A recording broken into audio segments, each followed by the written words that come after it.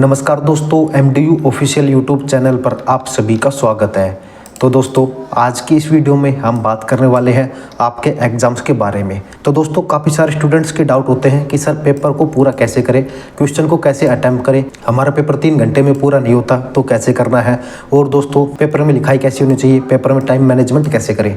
तो देखिए, ये आपके जितने डाउट्स हैं ये इस वीडियो में क्लियर हो जाएंगे, इसलिए दोस्तों वीडियो को एंड तक देखें। अगर आपका पेपर पूरा नहीं होता है या पेपर करने के दौरान आपको प्रॉब्लम होती है, पेपर अटेम्प्ट करने के दौरान आपको प्रॉब्लम होती है, या फिर दोस्तों आपका जो क्वेश्चन है वो सभी कंप्लीट नहीं हो पाते हैं, तो दोस्तों इस वीडियो में हम इस टॉपिक के बारे में पूरी डिटेल में बात करेंगे। तो चलिए दोस्तों, वीडियो की शुरुआत करते हैं। लेकिन उससे पहले अगर आपने अभी तक हमारे चैनल को सब्सक्राइब नहीं किया है तो चैनल को सब्सक्राइब करके बेल नोटिफिकेशन ऑल पर सेट कर ले, ताकि आगे चलकर जो भी अपडेट हमारे चैनल पर आती है उसका नोटिफिकेशन आपको तुरंत मिल जाए। तो चलिए दोस्तों, लेट्स स्टार्ट। तो देखिए दोस्तों, सबसे पहले हम बात करते हैं आपके एग्ज़ाम की। तो दोस्तों, जब आपका एग्ज़ाम आपको मिलता है तो आपके पास 3 घंटे होते हैं, यानी कि मान लीजिए इवनिंग शिफ्ट में आपका पेपर है, 2 बजे आपको पेपर मिलेगा और 5 बजे आपको देना होगा, यानी कि आपकी जो आंसर बुक है वो आपको सिर्फ 3 घंटे के लिए मिलेगी। 3 घंटे में आपको अपना जो पूरा पेपर है वो अटैम्प्ट करना होगा। तो पेपर अटैम्प्ट करने का जो सबसे पहला पॉइंट है वो है आपका टाइम मैनेजमेंट। आपको टाइम के हिसाब से चलना होगा, यानी कि 3 घंटे के अंदर अंदर आपको जितने भी क्वेश्चन है वो आपको पूरे करने हैं। ये क्वेश्चन कैसे पूरे होंगे, देखिए दोस्तों, सबसे पहले आपको अपना टाइम मैनेजमेंट करना होगा, यानी कि दोस्तों आपको पर क्वेश्चन, यानी कि 5 यूनिट है मान लीजिए, या फिर 5 क्वेश्चन है, तो उन 5 क्वेश्चन को टाइम में डिवाइड करना होगा। यानी कि मैं एक क्वेश्चन के लिए इतना टाइम दूंगा और इस हिसाब से 5 क्वेश्चन के लिए मेरा पूरा टाइम डिवाइड हो गया। मान लीजिए 180 मिनट आपको मिलती है और दोस्तों आपके पेपर में कुल 5 क्वेश्चन है।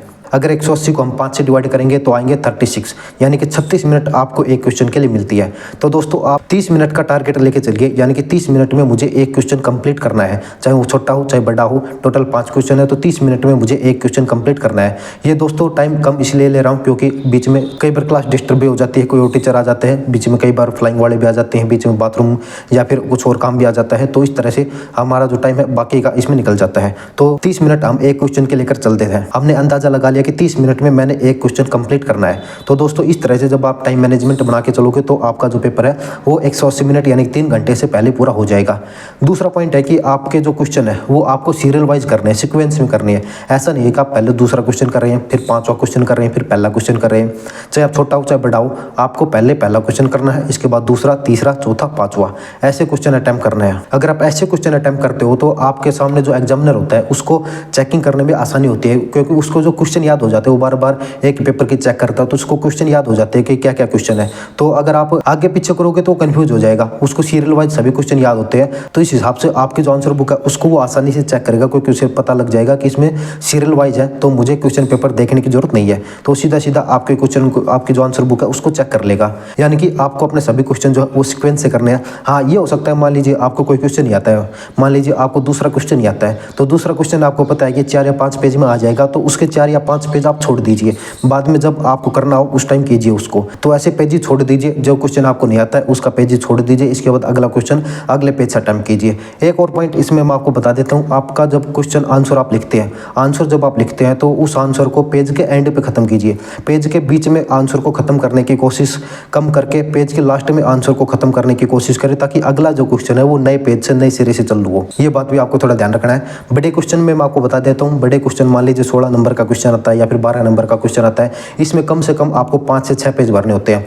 छोटे क्वेश्चन होते हैं जिसमें 2 नंबर के होते हैं, 4 नंबर के होते हैं। 2 नंबर में मान लीजिए आपने 1 पेज भर दिया, 4 नंबर में 2 पेज भर दिए, तो इस तरह से 16 नंबर के क्वेश्चन में कम से कम 5 से 6 पेज आपको फिल करने होते हैं। तो दोस्तों 5 से 6 पेज को लिखने के लिए कम से कम 5 या 6 मिनट का एक पेज आप लिख सकते हैं। इस तरह से 30 मिनट में सभी के सभी जो पेजेज हैं वो पूरे हो जाएंगे।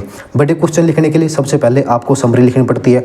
मान लीजिए कोई भी क्वेश्चन है आपका हिस्ट्री का या फिर इंग्लिश का है या फिर कोई और सब्जेक्ट है, तो उसमें सबसे पहले आप उस जो क्वेश्चन है उसके विषय के बारे में लिखेंगे, यानी कि उसमें क्या पूछ रखा है इसके बारे में लिखेंगे। इसके बाद पॉइंट टू पॉइंट आपको लिखना होगा। कुछ हेडिंग बनाकर आप लिख सकते हैं, हेडिंग्स को ब्लैक पेन से लिखकर अंडरलाइन कर सकते हैं, या फिर दोस्तों आप ब्लू पेन से लिख सकते हैं। ब्लू और ब्लैक पेन के अलावा कोई और पेन यूज नहीं करना है। अगर आप अच्छे से हेडिंग बनाएंगे और दोस्तों पेजेस के बीच में 1-2 लाइन छोड़ेंगे, हेडिंग जब आप बनाते हैं तो उस टाइम 1 या 2 लाइन छोड़ के नई हेडिंग बनाएंगे, फिर बाद उसके बारे में थोड़ा सा लिखेंगे और उसके बाद नई हेडिंग शुरू करेंगे। ऐसे आप लिखते हैं तो भी आपके लिए काफ़ी बेटर होता है। दोस्तों एक पॉइंट मैं आपको बता दूं जो सबसे इंपॉर्टेंट है, वो है कि आपको जितने भी क्वेश्चन है आपके पेपर में 5 है, 4 है, 3 है या फिर 6 है, वो सभी के सभी अटेम्प्ट करनी है। ऐसा नहीं है कि आप टोटल 5 क्वेश्चन है, आपने 4 क्वेश्चन पूरे कर दिए और आपका टाइम हो गया।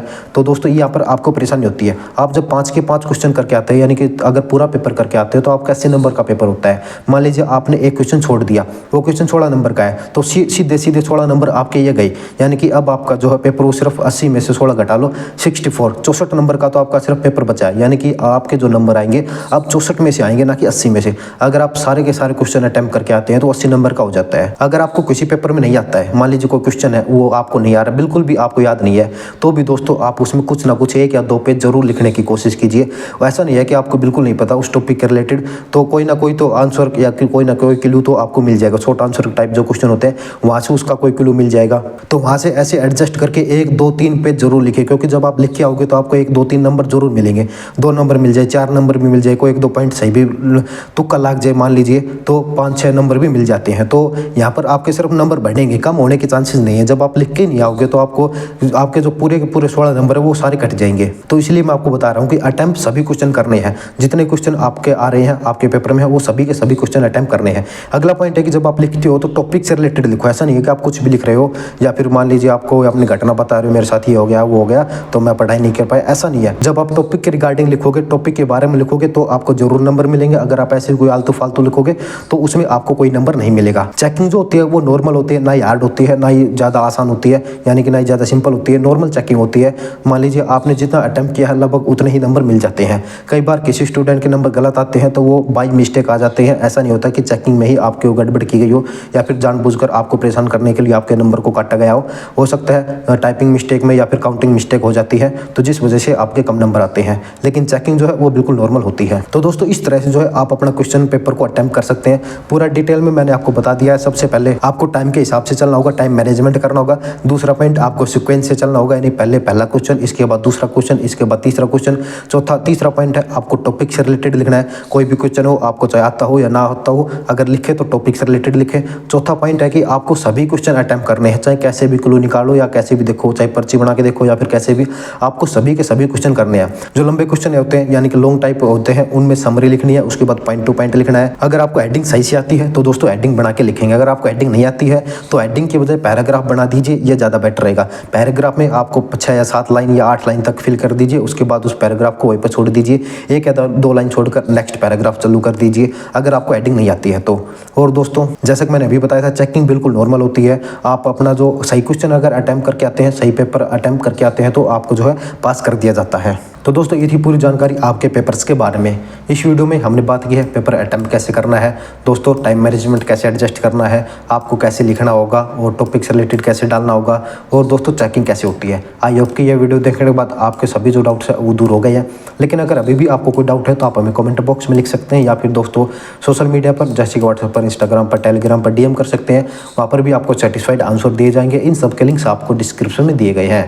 साथ ही दोस्तों अगर वीडियो इन्फॉर्मेटिव लगी है, हेल्पफुल लगी है, आपके डाउट्स दूर हुए हैं तो वीडियो को लाइक कीजिए, अपने सभी फ्रेंड्स के साथ शेयर कीजिए, और दोस्तों चैनल को जरूर सब्सक्राइब करके बेल नोटिफिकेशन ऑल पर सेट कर लें। तो दोस्तों इस वीडियो में इतना ही, जल्दी मिलते हैं नई वीडियो में नई अपडेट के साथ। तब तक के लिए जय हरियाणा, जय हरियाणवी।